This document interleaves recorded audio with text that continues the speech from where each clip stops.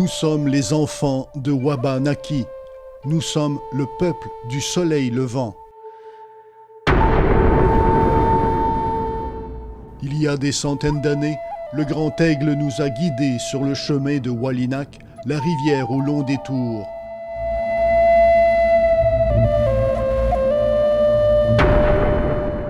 Ces eaux parfois tumultueuses nous ont transportés, les terres fertiles et les forêts qui l'abordent nous ont nourris et abrités.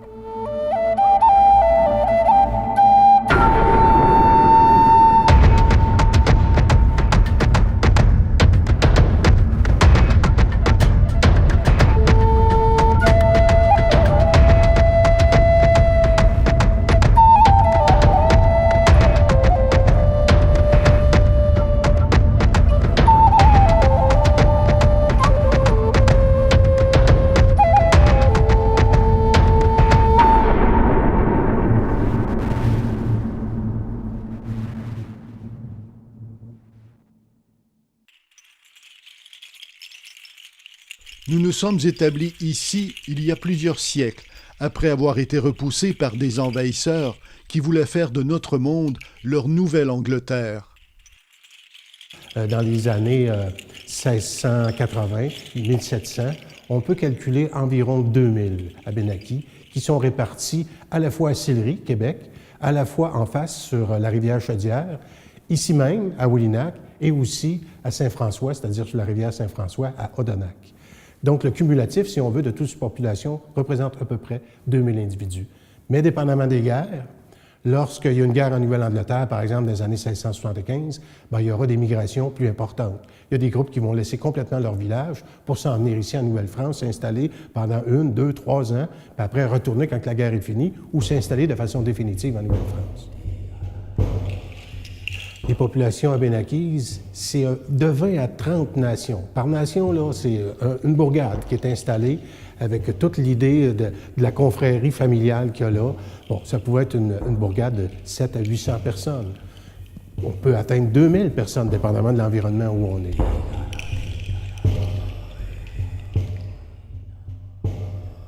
Contraints de migrer vers le nord jusqu'à la grande rivière de Canada, le Saint-Laurent, nous nous sommes établis sur les berges, à l'embouchure de Walinak, la rivière Bécancour.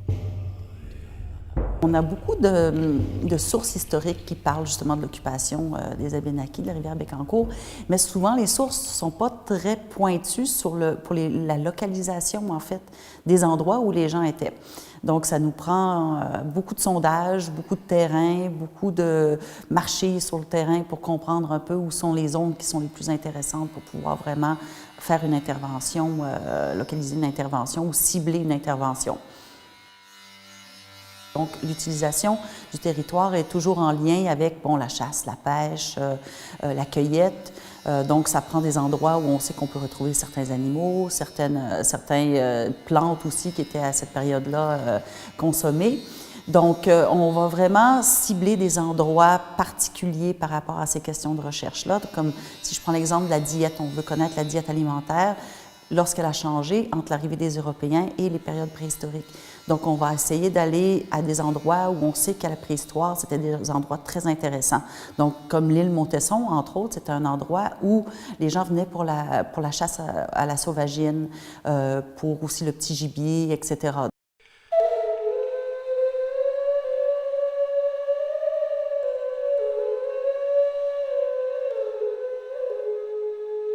Le caractère particulier par rapport aux Algonquins qui sont sur la rive nord, c'est justement que ce sont des semi-nomades. C'est-à-dire, on va avoir des villages plus permanents. Un village s'est installé, par exemple, à un endroit particulier, comme ici à Walinak. Au tout début, on était sur l'île Montesson, qui est beaucoup plus proche, plutôt, du fleuve Saint-Laurent. Par la suite, on va se déplacer un peu plus en amont. En fait, après une quinzaine d'années d'utilisation des sols pour la culture du maïs, de la courge ou d'autres éléments comme ça, on va changer la bourgade de place. Plus tard, nous avons bâti des liens avec des nouveaux venus, des Français, installés de l'autre côté du fleuve pour commercer. La principale installation à Trois-Rivières, en 1634, c'est un poste de traite. Donc, on arrive avec du commerce, avec des nouveaux éléments pour les Autochtones. Les Autochtones fournissent la fourrure. Les Français fournissent des objets comme des couteaux, les haches, les chaudières, etc. Donc, il y a des liens de commerce qui font en sorte qu'il y a une cohabitation qui s'installe. Nous sommes ainsi devenus des alliés de ces Français pour défendre le territoire et combattre les envahisseurs du Sud.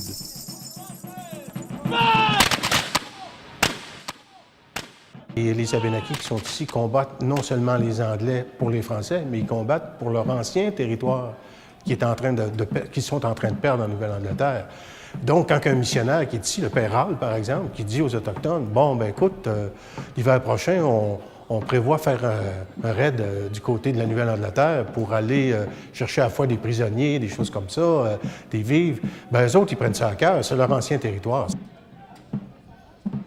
Ces premiers contacts, s'ils ont été profitables à nos deux peuples, ont aussi eu des retombées tragiques. Il en restera beaucoup moins après un siècle, énormément moins. 75% de la population va subir les épidémies et les guerres, etc.